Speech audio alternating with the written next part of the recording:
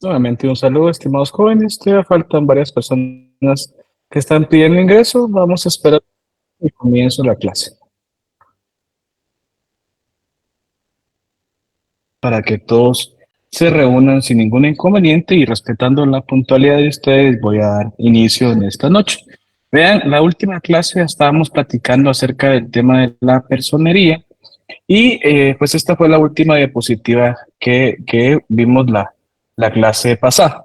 Vean, solo antes de continuar, estoy consultando si el día lunes, que es posterior a elecciones, se tendrá actividad.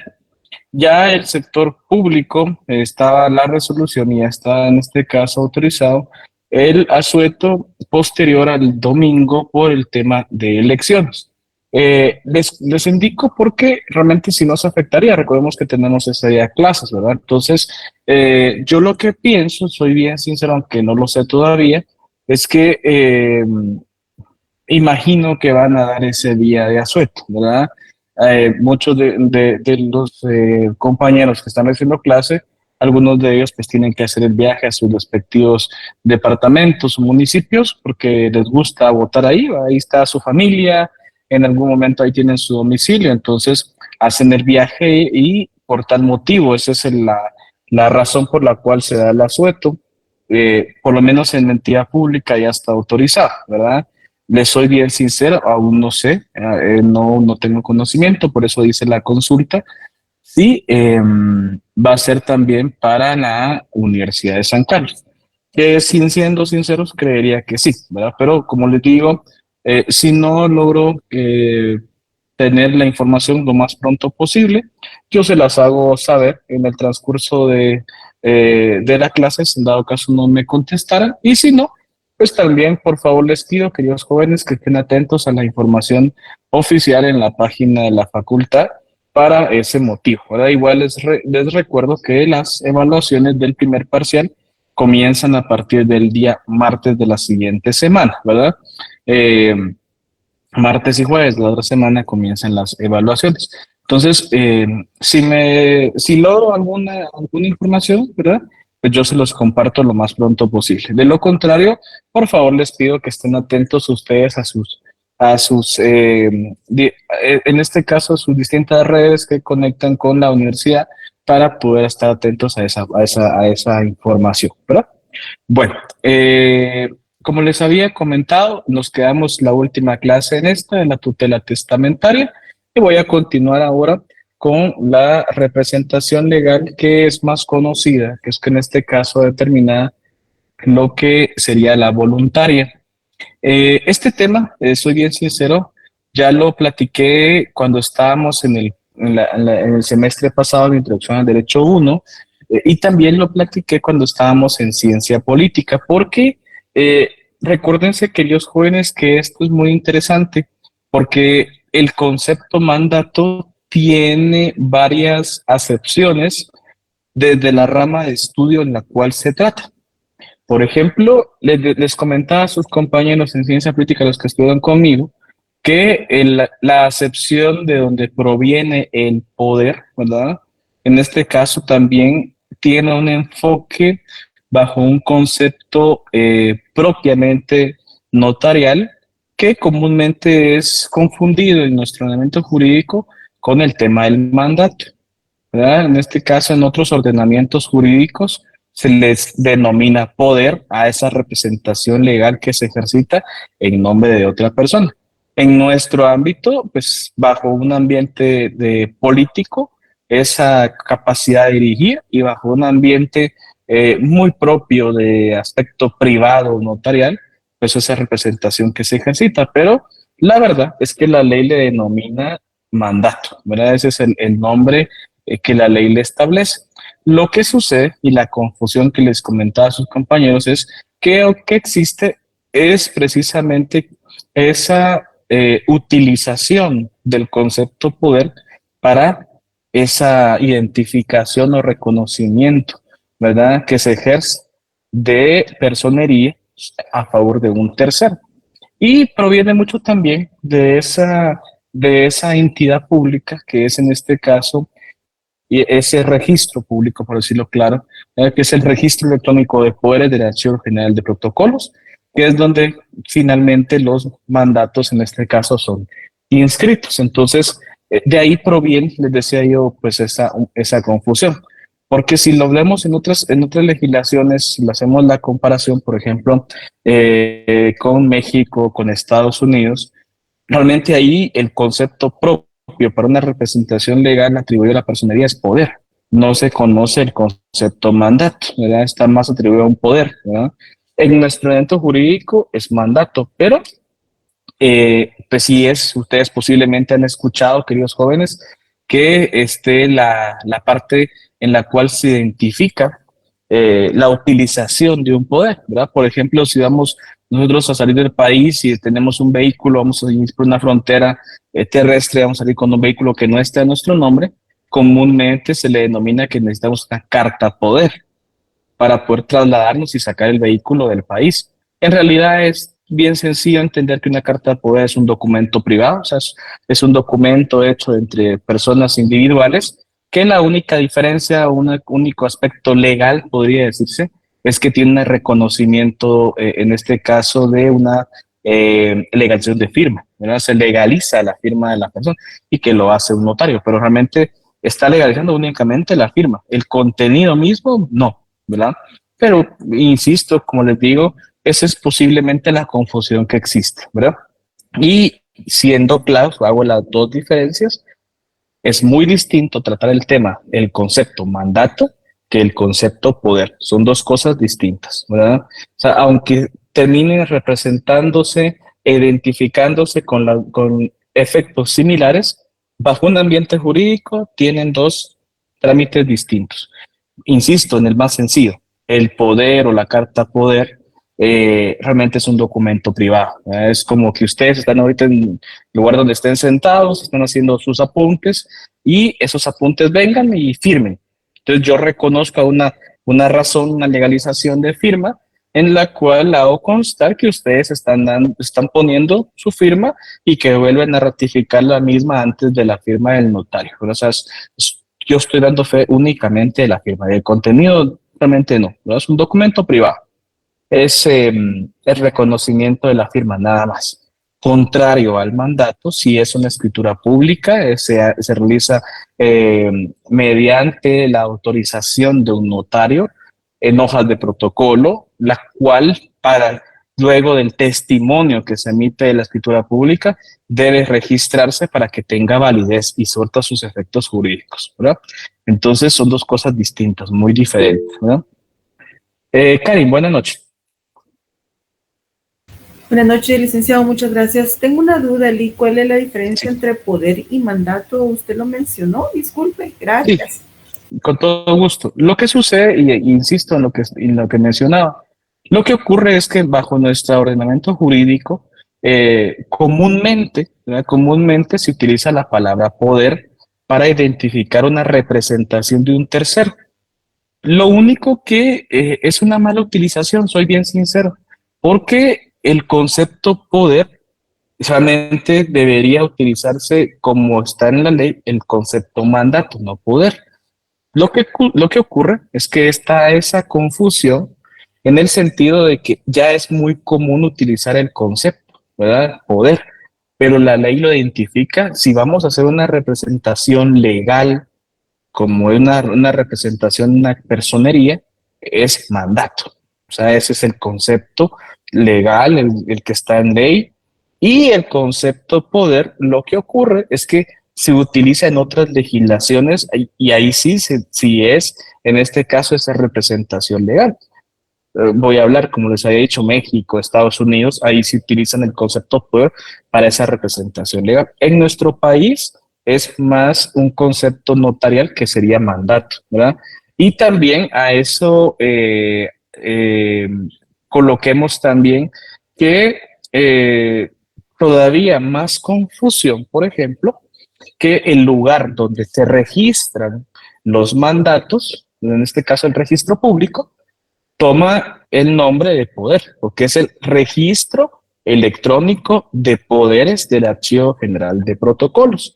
Lo que ocurre en este caso es que recordemos que necesariamente tiene que tener una uniformidad de criterios bajo un concepto de representación. Entonces, simple y sencillamente le colocaron registro electrónico de poderes, cuando yo siempre he dicho que hubiera sido más correcto registro electrónico de mandatos, ¿verdad?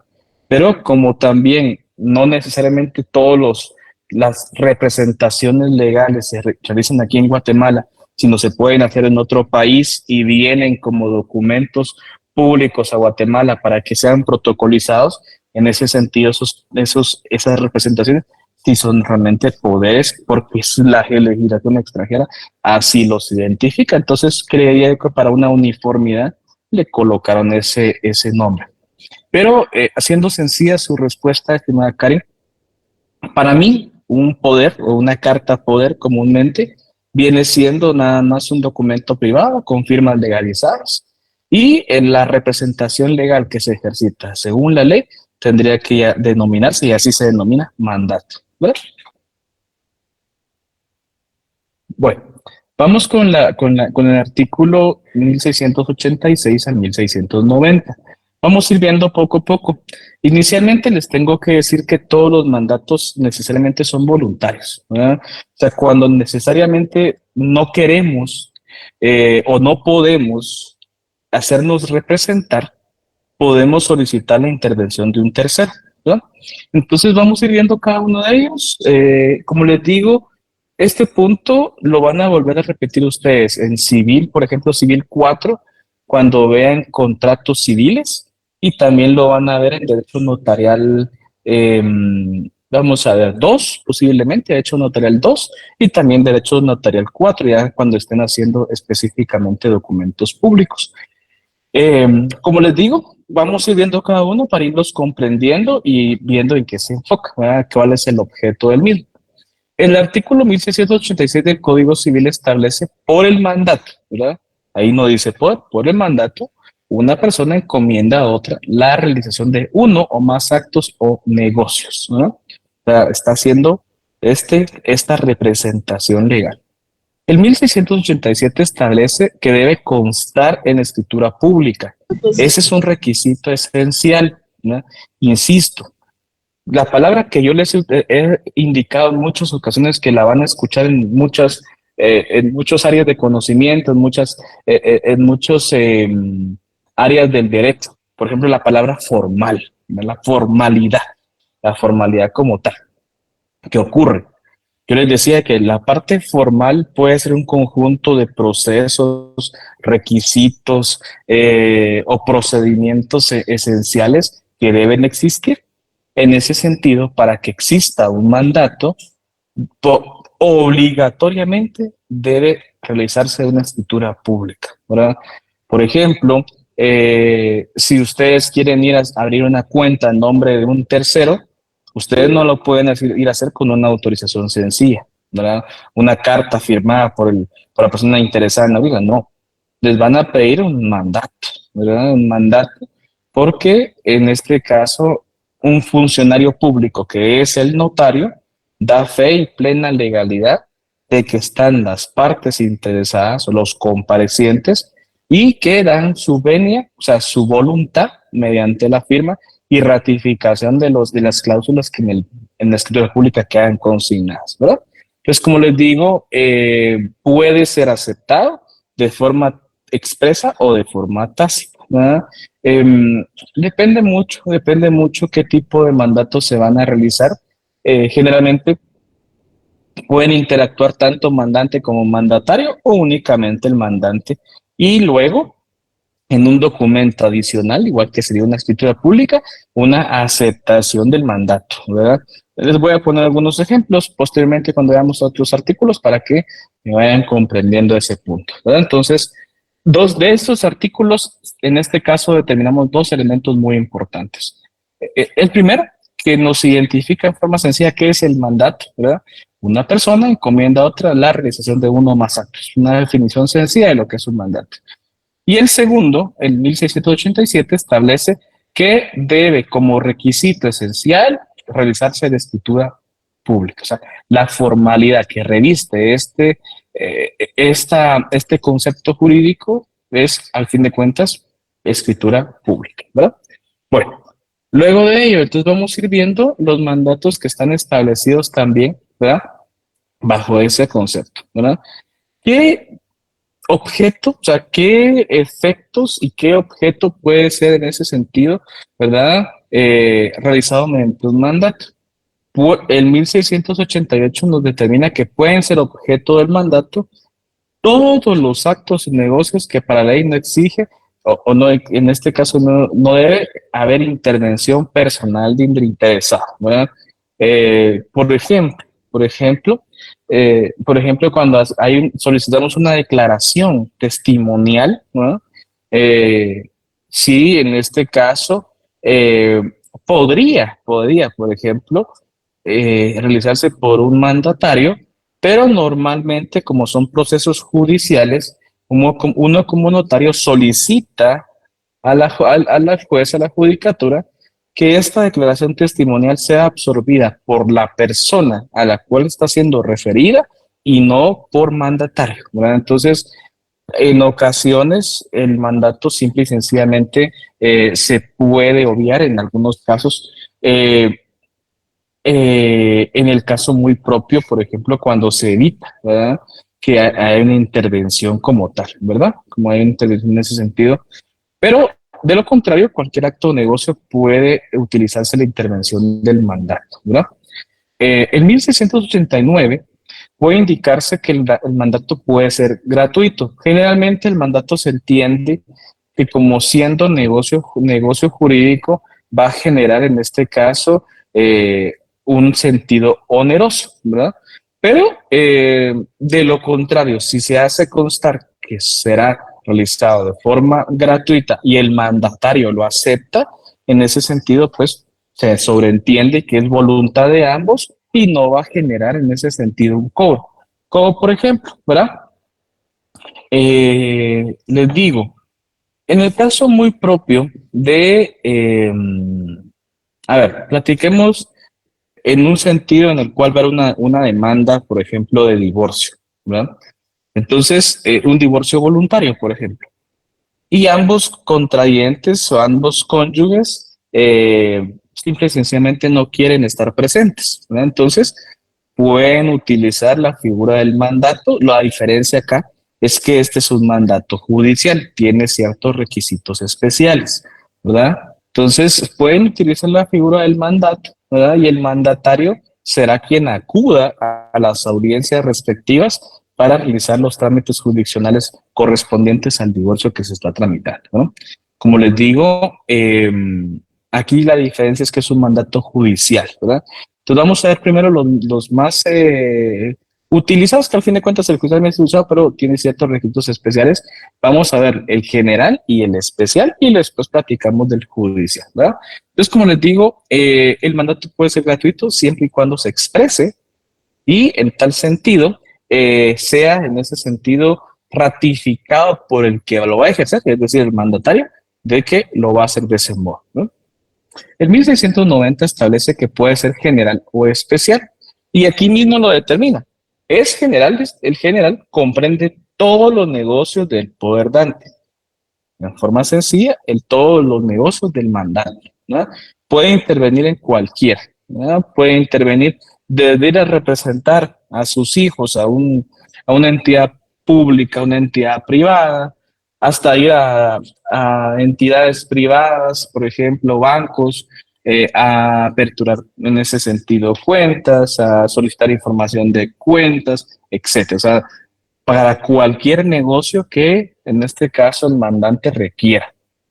Ahora bien, cuando se requiere de un asunto muy determinado, o sea, un único asunto, se establece que es un mandato especial, ¿verdad? Por ejemplo, vender un bien inmueble, ¿verdad? Vender una casa, un terreno, un edificio de una persona, del propietario, se requiere, según la ley, mandato especial. Es decir, que el mandante le otorga todas las facultades a su mandatario para que éste pueda vender el bien, ¿no? Yo les explicaba, si quieren lo vuelvo a decir, Por ejemplo, para comprar bienes, no es necesario que el comprador se encuentre presente, porque existe una figura que la misma ley le faculta a un extraño, a un tercero, para ratificar los derechos del principal interesado, que es la famosa figura del gestor de negocios.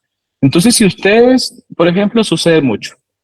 Hay algunas personas que se van a Estados Unidos, se van de forma ilegal a Estados Unidos y no pueden venir a Guatemala, pero comienzan a hacer su dinero, juntan el mismo y ya tienen para comprar un terreno. Entonces, no es necesario que estén en Guatemala. Pueden encargar en alguien de su confianza, puede ser su madre, su padre, puede ser sus hermanos en este caso, que en nombre de él interactúen y participen como comparecientes en la escritura de compra-venta. Y esta figura, o sea, esta persona figurará dentro de la compraventa como un gestor de negocios que está gestionando los negocios del interesado, ¿no? Y entonces se hace la compraventa, se identifica al hermano, al padre, a la madre, y se hace constar en la comparecencia que actúa como gestor de negocios y ahí se coloca el nombre de que al final quién está comprando, ¿no? Eh, Vean, es interesante esta figura porque solo puede utilizarse en el caso de derechos a favor del interesado, ¿verdad? O sea, es solo que va a ganar derechos. Pero vamos a ver esto. Cuando vendería, por ejemplo, este interesado, ahí sí no se puede utilizar la figura del gestor porque ahí está perdiendo derechos, es cierto. Va a vender el bien y va a ganar en este caso dinero, va a incrementar sus cuentas monetarias o de ahorro, pero ya es un bien que se considera tiene derecho sobre el mismo y si no puede venderlo, entonces ahí sí la ley establece que debe obligatoriamente crear un mandato especial para que alguien lo represente. Perdón, como les decía, en ese sentido, son ciertos elementos importantes que debemos ir comprendiendo, ¿verdad? Por ejemplo, imagínense ustedes en el caso de las donaciones. Un gestor de negocios no puede aceptar en nombre del donatario, ¿verdad? Una donación que le haga un donante. ¿Por qué? Porque la donación tiene dentro de sus requisitos tiene ciertos elementos especiales en los cuales especifica que se debe aceptar la donación. Entonces, de forma expresa. Entonces, un tercero, ¿verdad? No podría aceptar la donación como gestor de negocios. Pero si se crea un mandato, que en este caso igualmente tendría que ser especial, ahí sí se hace la identificación que X persona actuando en representación, ¿verdad? De la otra, está en ese sentido ratificando y aceptando la donación, ¿verdad? Entonces, hay ciertas figuras, como les digo, interesantes dentro de ese aspecto para poder comprender, ¿verdad? Cuál es la importancia de la donación como tal. Jason, dígame. Licenciado, tengo una pregunta.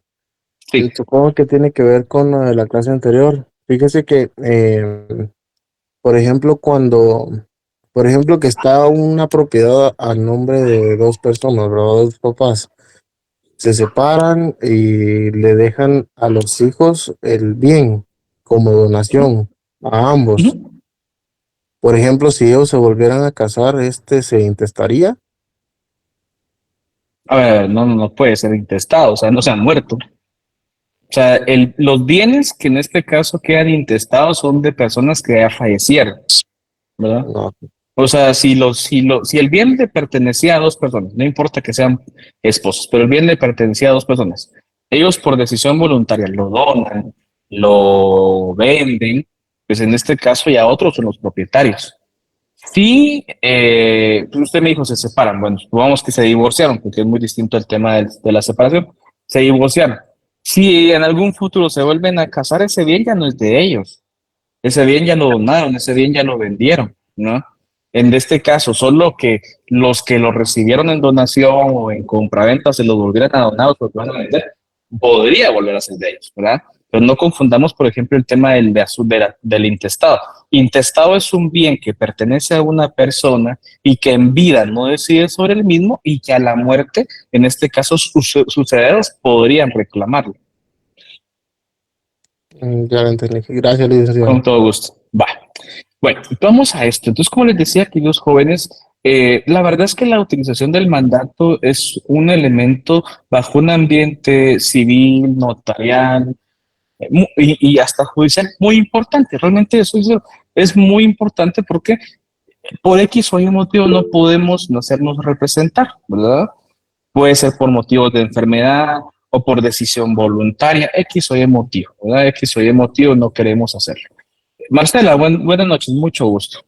Buenas noches, licenciado.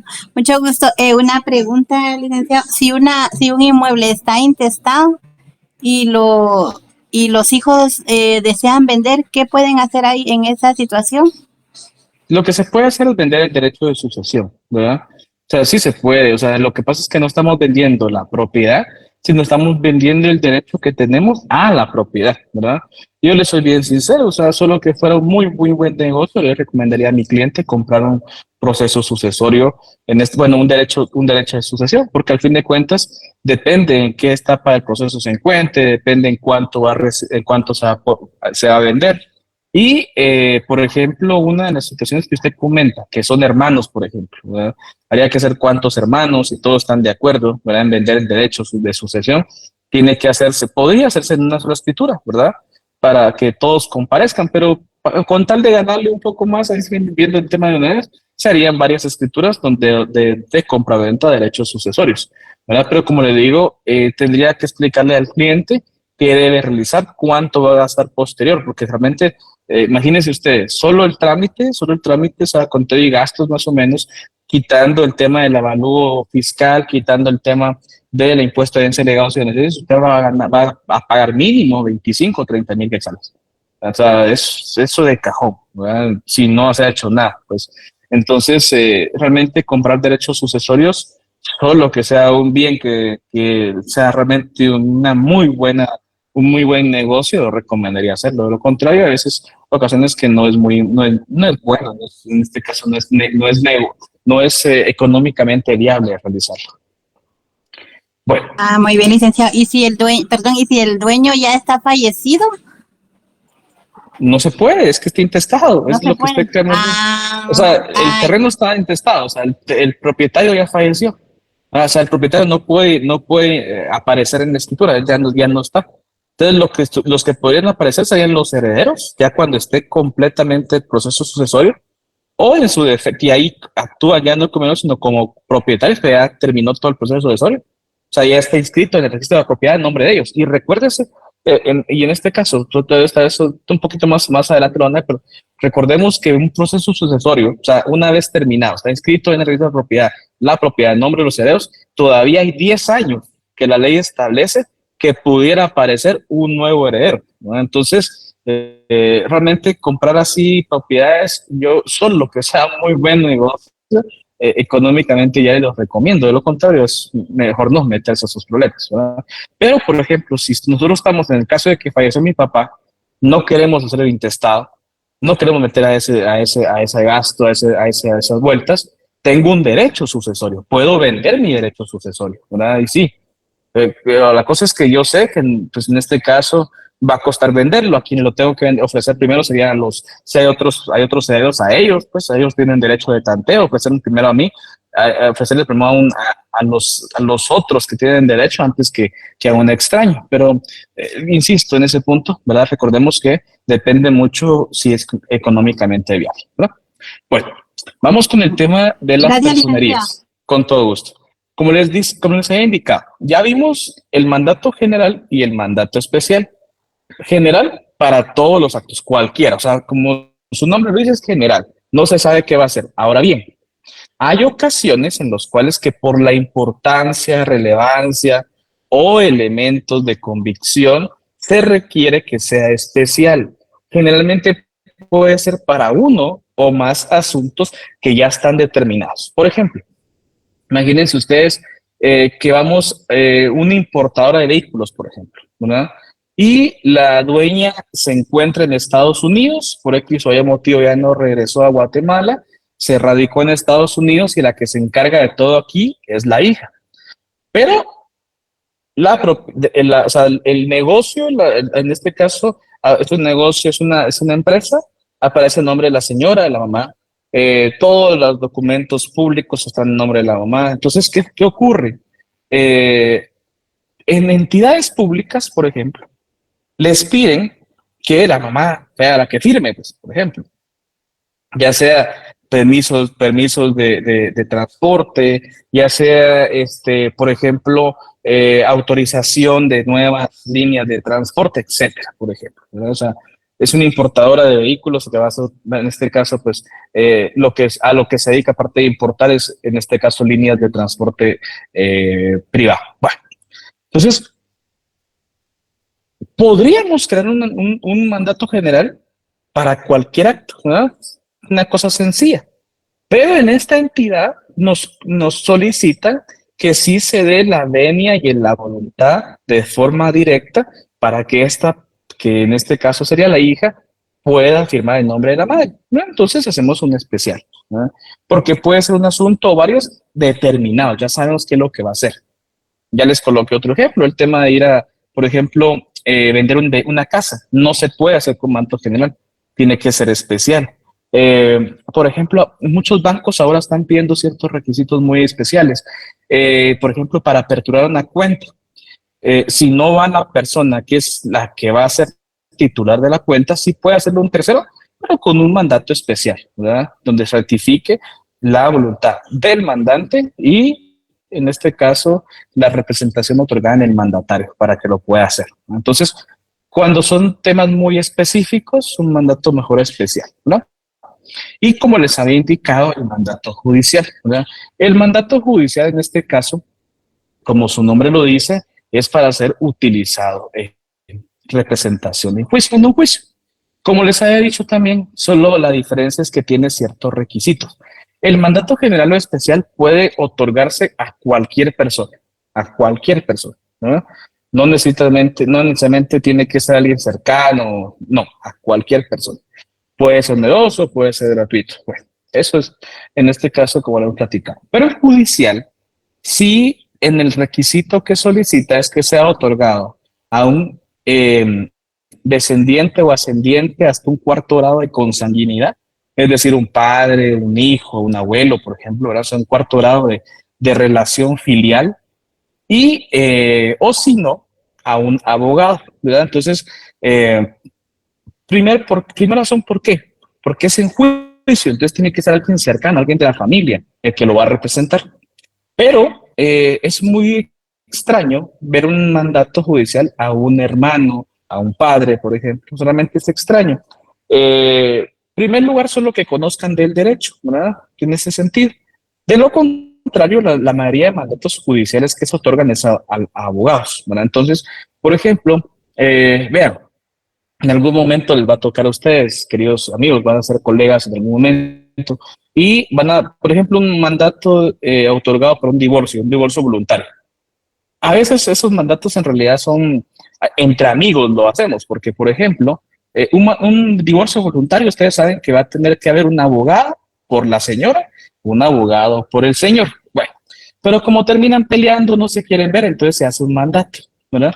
Entonces, la señora no quiere ver al señor y viceversa, ¿verdad? Entonces, vengo yo, que ya tenemos varios amigos, hay colegas con los que trabajamos, y le hablo a mi amigo, ¿no? O le hablo a mi esposa, por ejemplo, ¿no? Mira, necesito que me actúes como mandataria judicial de Juan Pérez. Ok, bueno, entonces ya tengo a la mandataria de Juan Pérez. Vengo a hablarle a otro amigo, a un colega, necesito que seas mandatario judicial de Luisa López, por ejemplo, que son la otra señora. Ok, entonces en los días de audiencia, el día de audiencia, por decirlo de una forma sencilla, los que damos son los 4 abogados, ¿verdad? Por ejemplo, iría yo por la señora, mi esposa por el señor y los otros 2 colegas en representación de, claro, yo voy como abogado de la señora, mi esposa como abogado del señor y los otros 2 colegas como el mandato judicial de ellos 2, ¿verdad? 4 abogados en la audiencia, los mandatarios únicamente ratifican que sí quieren divorciarse los submandantes en este caso, y ya se acabó, ¿no? O sea, realmente la verdad es que esas son de las audiencias, te lo digo, de las más bonitas, ¿verdad? Porque uno cobró por abogado, también ganó el mandatario, ¿verdad? El mandatario gana, que es el amigo, el colega, gana también. Es más, entre los honorarios que se cobra el almuerzo, que vamos a ir echarnos los 4 juntos, pues entonces, les digo, la verdad es que es de los mejores divorcios que uno puede hacer. Varios me han pasado así. Tampoco es que sea siempre, pues, ¿verdad? Soy bien sincero.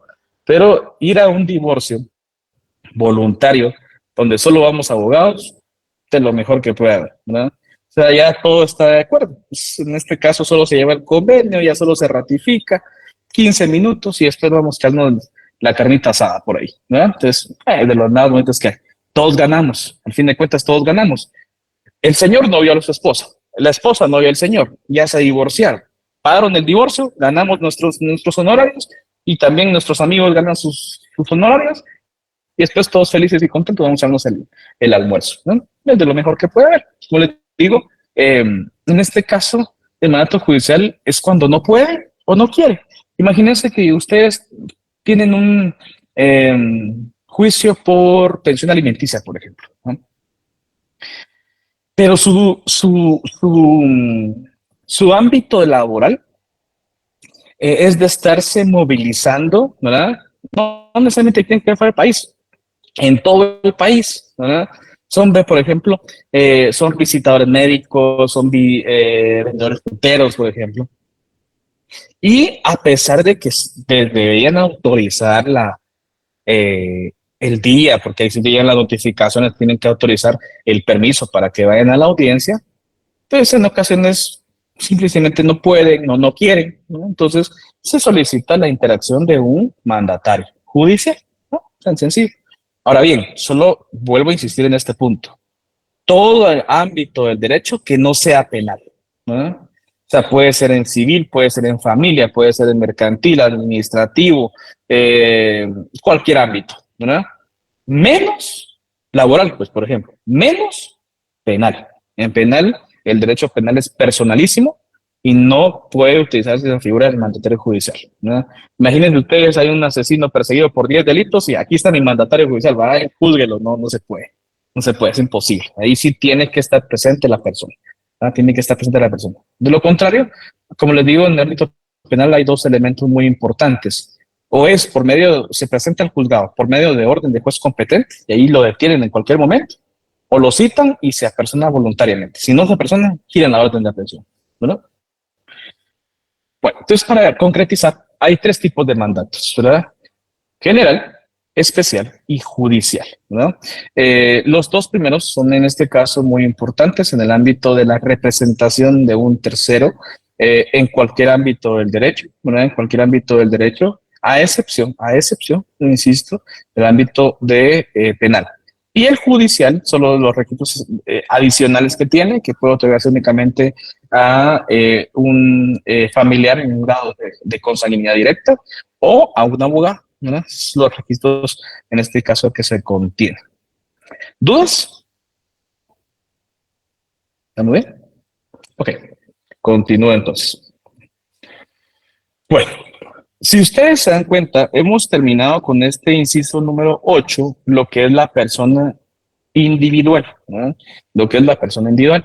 Entonces, haciendo un pequeño recordatorio de los puntos que vimos, en la persona individual pudimos ver el tema de personalidad, cómo nace la personalidad de la persona individual, viendo las teorías que se considera cómo en este caso ocurre esa situación, la teoría de la fecundación, del nacimiento, de la viabilidad, de la teoría ecléctica.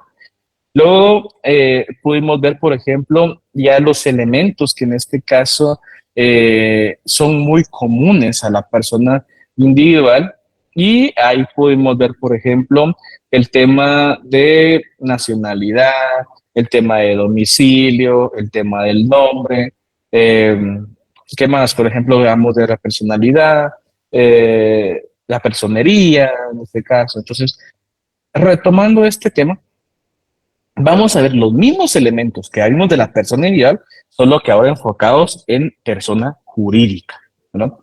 Y yo siempre hago este pequeño ejemplo, bueno, o recomendación más que todo, ¿verdad? Generalmente tienen que utilizar su mano, ¿verdad? O sea, es la forma más sencilla de poder, recordarnos cuál es una persona jurídica y cómo es la diferencia con la persona individual. La persona individual somos nosotros, ¿verdad? Seres humanos, ¿verdad? Reconocidos ante el Estado como personas con personalidad y que en este caso son seres que tienen la capacidad, la facultad de tener derechos y obligaciones frente al Estado. La persona jurídica debe cumplir 5 elementos esenciales para ser reconocido como persona, ¿no? Número 1, es un conjunto de 2 o más personas. Ese es el primer elemento, es un conjunto de 2 o más personas. Ahora bien, hace algunas clases yo les hacía este comentario que espero les sirva más a futuro, ¿verdad? En la persona jurídica o ya bien llamada colectiva, el tronco común es esto, ¿verdad? Es una persona jurídica, pero hay 2 ramificaciones, con ánimo de lucro y sin ánimo de lucro. Las que no tienen ánimo de lucro, o sea, las que son sin lucro, generalmente son personas jurídicas civiles, ¿verdad? Es decir, que en este caso no buscan el lucro y que se han formado en un sentido o un fin eminentemente social.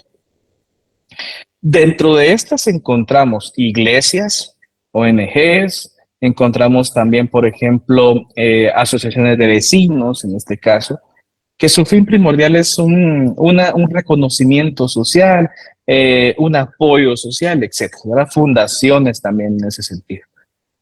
Dentro de la otra rama, que es en este caso la rama con lucro, son todas aquellas reconocidas bajo el Código de Comercio, que son sociedades mercantiles.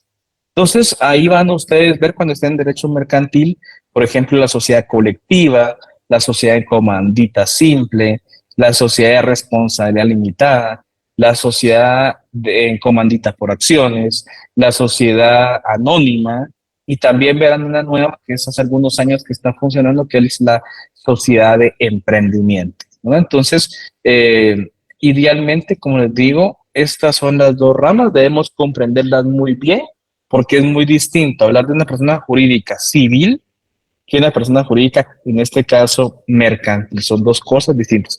La verdad es que el ámbito de diferencia es sin lucro con lucro, la verdad. Pero como les digo, vamos a ver el tema de la mano. Número 1, o sea, el primer dedo, se podría decir, debe ser 2 o más personas. Para entender que es una persona jurídica o colectiva, debe ser 2 o más personas. Segundo elemento, deben tener un fin, ¿sí? O sea, tienen que, ¿por qué razón se reúnen 2 o más personas con un fin determinado? Deben tener un fin determinado. Número 3, el número 3 es en este caso también importante, deben tener un patrimonio propio, ¿no? O sea, si ustedes se dan cuenta, 2 o más personas con un fin determinado que tienen un patrimonio propio. Ya saben qué es patrimonio, ¿verdad? Ya llevamos 3 elementos. Cuarto elemento, buscan el reconocimiento del Estado, es decir, la personalidad jurídica. La persona individual ya vimos en qué momento nace su personalidad, ¿no? Están las teorías. La persona jurídica o colectiva también tiene personalidad. Lo único que aquí en este caso es ese reconocimiento que el Estado le otorga para ser reconocido como persona, ¿no? Personalidad jurídica.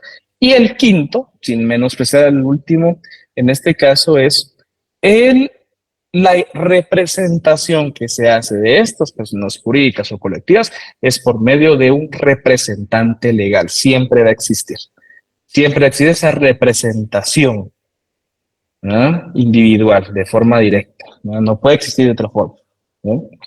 Bueno, como les digo, con estos 5 elementos, me vuelvo a repetirlos.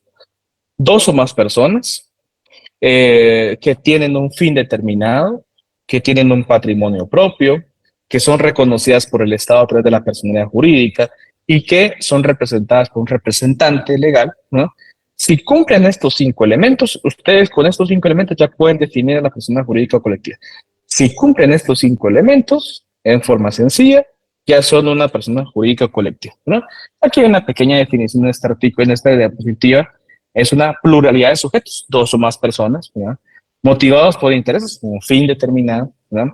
Fines comunes, que son reconocidos por el Estado, aquí nos pasamos al cuarto, que era el reconocimiento del Estado, como sujetos de derecho. O sea, si ustedes leen esta pequeña definición, faltan algunos elementos.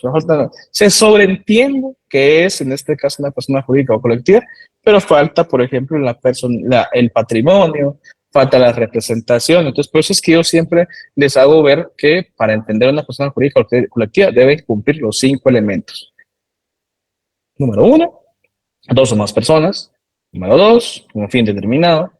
Número 3, debe tener un patrimonio propio. Número 4, son reconocidos por el Estado a través de la personalidad jurídica. Y número 5, van a ser representados por un representante legal, ¿no?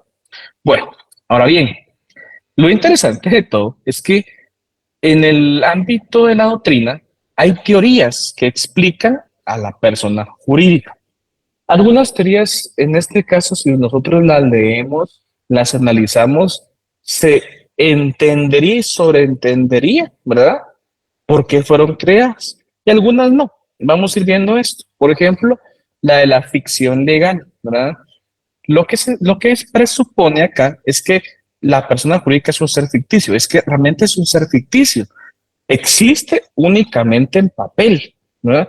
Si ustedes a la persona jurídica quieren tocarla, verla, no se puede, porque fue un documento público que le dio vida a esa persona jurídica. Entonces, por eso algunos autores la han llamado que es una ficción legal, ¿no? En este caso, una ficción legal, es decir, es un ser ficticio, ¿no? Bueno, para nuestra legislación importa saber si tiene, si es ficticio o real. Realmente no. ¿Por qué? Porque el Estado les reconoce ser personas. Tanto como a la persona individual como a la persona jurídica colectiva, les reconoce, si cumple los requisitos, ser persona, ¿no? Entonces, me interesa que sea, en este caso, bajo esa teoría de la ficción legal. Ficción doctrinal. Vamos a ver esto. Desecha el concepto de personalidad jurídica, es decir, en qué momento nace ese reconocimiento del Estado. Y nos indica que es más una propiedad colectiva. También podría comprenderse bajo ese criterio de la ficción doctrinal, es cierto, es una propiedad que pertenece a varias personas. Al fin de cuentas, la persona jurídica eso es una forma de propiedad colectiva, ¿no? Por ejemplo, las sociedades anónimas pertenecen a todos los accionistas. La sociedad de responsabilidad limitada pertenece a todos los accionistas. La asociación de vecinos pertenece a los integrantes de la asociación de vecinos que han deseado participar dentro del año. O sea, si lo vemos así, en un sentido, es una propiedad colectiva. La diferencia, o sea, por eso es que es esto les digo aquí haciendo ciertos análisis de, ahorita voy, permítame un momento. Dentro de ese punto es que modernamente no podríamos hablar de una propiedad colectiva pura, no existe. Eso se dio en la época antigua, por ejemplo, ¿no? Cuando veíamos instrucción en Derecho 1 y veíamos, por ejemplo, la manada primitiva, donde la tierra le correspondía de forma colectiva a todos, no había propiedad privada. Entonces, por ello es que se ha intentado entender que sí es cierto, pertenece a la colectividad, pero de una forma privada. Entonces ahí es donde hay ese desglose, ¿verdad? Esa incongruencia. Buenas noches, Ángela, le escucho. Buenas noches, licenciado. Me perdí un poquito. El tema, la persona jurídica es un ser ficticio. Sí. Se requiere, porque no existe. se requiere porque no existe, pero sí tiene una responsabilidad por medio de un documento o sí, claro, ¿a eso que se sí, refiere? claro que sí. Lo que sucede es que, por ejemplo, en el tema de la ficción legal, si nosotros queremos ver y tocar a la persona jurídica, no existe, ¿verdad? Porque al fin de cuentas fue creada por un acuerdo voluntario entre varias personas, las cuales crean un documento público y que solicitan al Estado el reconocimiento, cumpliendo los requisitos para que la reconozca como persona. Pero físicamente no existe, ¿no? Existe en documentos legales. Como, o sea, si es distinto para la persona individual, o sea, ustedes nos pueden tocar, ver y tocar, pues, ¿verdad? Claro, Entonces, claro. esa es la idea de esa teoría. Y la segunda, la teoría va más enfocada en un reconocimiento de propiedad colectiva. La incongruencia que existe con esta teoría es que la propiedad colectiva en nuestra época moderna ya no existe, ¿verdad? ¿Por qué? La propiedad colectiva existía en las épocas en las cuales el ser humano se movilizaba en tribus nómadas de un lugar a otro y la cual la tierra no, o sea, no tenía todavía el ser humano el concepto de propiedad privada. Es más, cuando esas tribus dejan de ser nómadas, de moverse de un lugar a otro y comienzan en la mente a evolucionar del ser humano a establecer, esta es mi tierra, estos son mis animales, esta es mi familia, estas son mis herramientas, estas son mis cosechas, comienza a establecer esa evolución del concepto propio, de lo que me pertenece. Entonces, si lo vemos como una propiedad colectiva, entonces la persona jurídica, en este caso, pertenecería a todos, y eso no es cierto. Es cierto, pertenece de forma colectiva, pero de forma privada a quienes participaron de la creación, no a todos. Y no, imagínense que, por ejemplo, que les digo, pollo campero, pues, por ejemplo, ¿verdad? Entonces, si fuera una propiedad colectiva, entonces yo también voy a reclamar mis ganancias por los pollitos que venden, ¿no? O sea, no, vamos a entender esto. O sea, por eso desecha el tema de personalidad, viéndolo más como una forma de propiedad colectiva. Lo que se hace la incongruencia es eso, de que sí es cierto, es una propiedad que pertenece a varias personas, pero ya no colectiva, sino privada. Puede ser un ejemplo, por ejemplo, en los condominios residenciales, en el parque, digamos, que es común, se supone que todos somos dueños de un pedacito de ese parque. Sí, es una parte alícuota, así se le llama, sí, es cierto. Okay. No se supone, así tiene que ser, así tiene que ser. O sea, en la escritura pública, todo, cuando hay, por ejemplo, cuando hay residenciales, cuando hay condominios, todo lo que son partes, en este caso, de los condóminos, les pertenece de forma alícuota a todos. Por ejemplo, los elevadores, los parqueos, los juegos, el área de la casa club, por ejemplo, todo pertenece una forma. Si, por ejemplo, hay 100 casas, entonces una centésima parte le pertenece a usted. O sea, yo soy dueño de un derecho de una centésima parte sobre ello. Por eso es que está el poder utilizar ese derecho. Gracias, licenciado. Con todo gusto. Bueno, ahora bien, solo hago la aclaración. En este caso, el tema de los condóminos, el tema de esto, nada que ver con el tema del tema de propiedad de persona jurídica. Podría ser cuando, por ejemplo, explico. Generalmente las inmobiliarias lo que hacen es solicitar la construcción del residencial. Ok, construyen 100 casas, venden las 100 casas, pero están vendiendo finca, folilibro independiente de cada casa. Las áreas comunes, entiéndase, parques, parqueos, si fueron de edificios, los elevadores, que las casas club, por ejemplo, todo eso tiene su propia finca, folilibro, las cuales en ese momento de la venta pertenecen al inmobiliario. Lo que sucede y lo que pide la inmobiliaria, por ejemplo, termina de vender todas las casas, vende las 100 casas, entonces solicita que entre los 100 dueños formen una asociación de vecinos. La asociación de vecinos, ahí sí, ahí entra la persona jurídica, sin lucro, sin ánimo de lucro. Una asociación de vecinos es un conjunto de varias personas con un fin determinado, velar por el derecho de todos los condóminos, con patrimonio propio. ¿Por qué patrimonio propio? Porque esas áreas comunes, lo que va a hacer la inmobiliaria, como ya no las puede vender, o sea, imagínense vender los parqueos, o sea, si en edificios, por ejemplo, sí vende el apartamento con parqueos, pero también hay parqueos adicionales para visitas, pues eso es un condominio, eso es colectivo. Entonces, todo eso que es áreas comunes, después viene y ya sea que generalmente lo dona a las asociaciones de vecinos ya creadas. Porque así la inmobiliaria viene, vendí los terrenos, vendí las áreas comunes, adiós, ya me voy, ustedes vean cómo sale, ¿verdad? Entonces, ahí está la figura. Varias personas con un fin determinado ya tienen un patrimonio. ¿El patrimonio cuál es? las áreas comunes, porque en este caso lo que se encargan es de la administración de las áreas comunes, ¿no? O sea, del cuidado, etcétera. Ya tienen en este caso el reconocimiento porque la persona jurídica como asociación de vecinos, después de crear la escritura pública, debe llevarla a la municipalidad que corresponde para que se inscriba en el registro electrónico de personas jurídicas de la municipalidad que le corresponde. Le dan los documentos y luego ya solicita a la municipalidad que se haga la representación. ¿Quién va a ser el representante legal? Generalmente en la asociación de vecinos es el presidente de la asociación, ¿verdad? Él tiene la representación legal de la asociación de vecinos X de condominio, ¿verdad? Y ahí, insisto, ahí nos... perdón, Ángela, disculpen, les explotó la cabeza. Yo lo que intento de todo corazón les digo es entendamos un poco más de este tema. Soy bien sincero.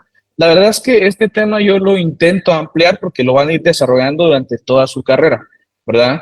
Pero la verdad es que sí, yo faltaría a mi forma de explicar si solo vengo, bueno, hay 3 teorías. Si legal, doctrinal, realidad, se acabó. De nada me sirve si no las explico, pues, ¿verdad?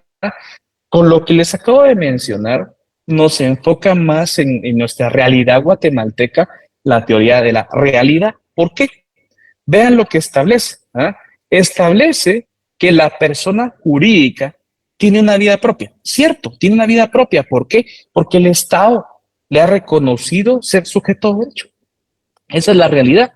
¿En qué momento? Cuando se cumplan todos los requisitos esenciales, ¿verdad? Todos los requisitos esenciales. O sea, vamos a esto. O sea, si es un ser ficticio o no, no interesa. Si es propiedad colectiva, ya no tiene, hay una incongruencia con nosotros porque es cierto, pertenece a varias personas, pero no a toda la colectividad, ¿verdad?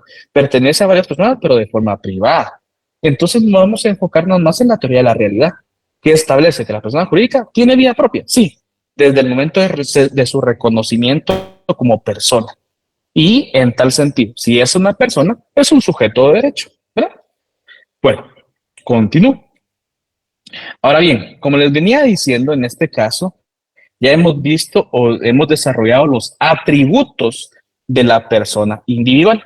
Ahora vamos a comenzar con los atributos de la persona colectiva, o también llamada jurídica. Vamos a esto. Dentro de los elementos, y en este caso yo lo que hacía es un pequeño resumen, 2 o más personas con un objeto determinado que contienen un patrimonio, un reconocimiento estatal y que se ejerce una representación. Aquí donde están viendo ustedes los elementos de la persona, en forma sencilla podemos dar una definición de una persona jurídica. La verdad es que esos son. Si cumplen los 5 elementos, es una persona jurídica, ¿verdad?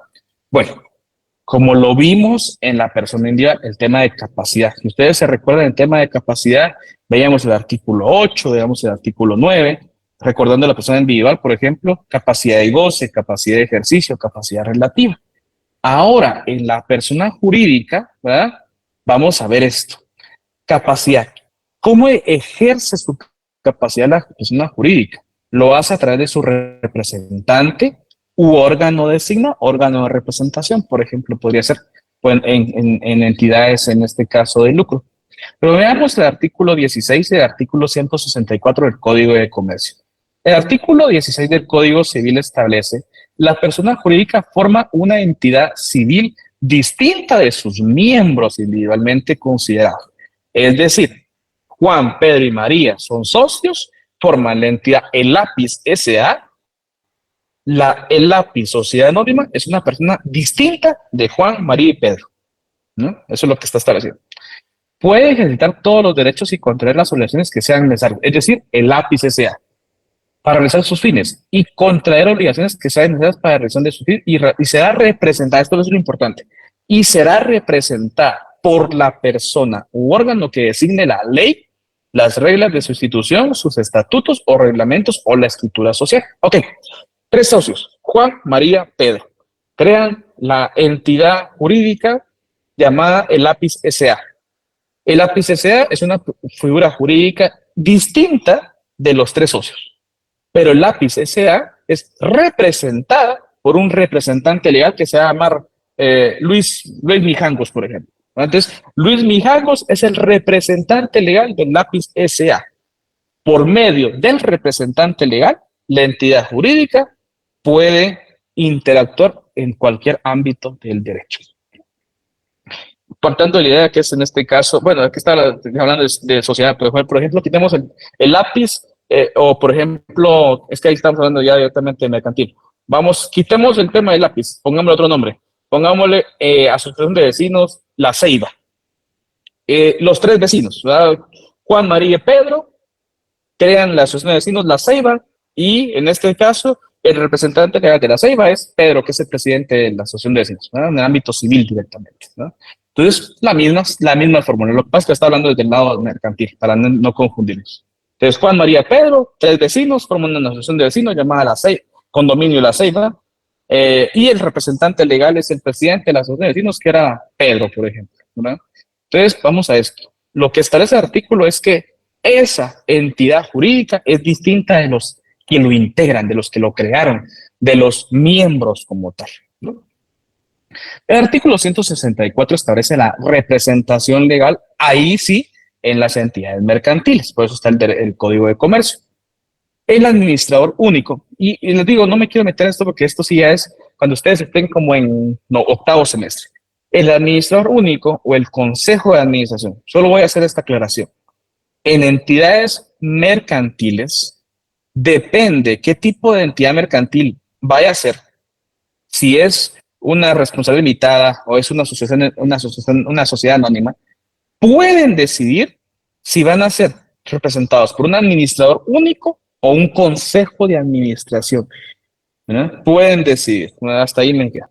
En su caso tendrá la representación legal de la sociedad en juicio y fuera de él, y el uso de la razón social, a menos que otra disponga la escritura constitutiva. Lo que pasa es que puede ocurrir el que no se cree, en este caso hay un administrador único y representante legal que sea el mismo, o haya un consejo de administración y un representante legal que sea distinto, ¿verdad? O sea, cuando hay administrador único, generalmente él mismo es el representante legal. Cuando hay un consejo de administración, el consejo de administración, como bien su nombre lo dice, se encarga de la administración de la sociedad y nombran a un representante legal individual, ¿verdad? Distinto.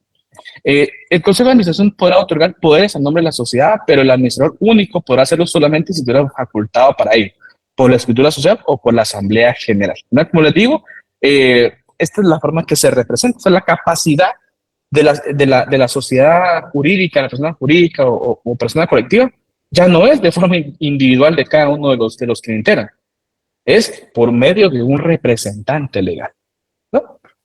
Bueno, ¿de qué hasta acá? Me he dado cuenta de la hora, queridos jóvenes. No sé si tienen alguna duda. ¿Está bien? Bueno, vean, me volvería a encontrar con ustedes idealmente el lunes próximo. Si por alguna razón hay algún comunicado del tema del asueto para ese día, pues nos vemos entonces hasta el próximo miércoles. Ya estoy haciendo las pruebas para la prueba piloto y idealmente creería yo que ese miércoles la haríamos después de clases, ¿verdad? A partir de las 8 de la noche. Entonces, yo de cualquier cosa les estoy informando. Deseo de toda ocasión pues que sigan esta semana, terminemos de la semana sin ningún inconveniente y pues a votar todos el domingo. Meris, le escucho. Buenas noches. Lick, solo para confirmarle que ya salió en el diario oficial que hay asueto para el día 21. Sí, pero para la entidad pública. La Universidad de San Carlos es un ente autónomo.